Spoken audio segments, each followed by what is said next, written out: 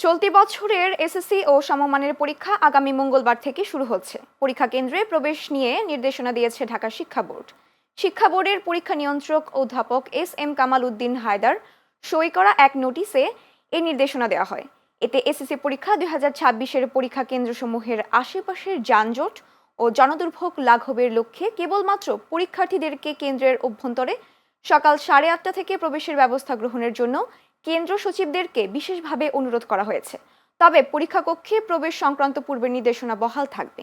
এ বিষয়ে প্রয়োজনীয় ব্যবস্থা গ্রহণের জন্য নির্দেশ দেওয়া হয়। এদিকে এসএসসি, এইচএসসি ও সমমান পরীক্ষা সুষ্ঠুভাবে সম্পন্ন করার লক্ষ্যে আয়োজিত এক ভার্চুয়াল মতবিনিময় সভায় নীরব বহিষ্কার বা সাইলেন্ট এক্সপেল প্রথা বাতিলের নির্দেশ দেন শিক্ষামন্ত্রী। এটি বাতিল করে বিজ্ঞপ্তি জারি করেছে ঢাকা মাধ্যমিক ও উচ্চ মাধ্যমিক শিক্ষা বোর্ড।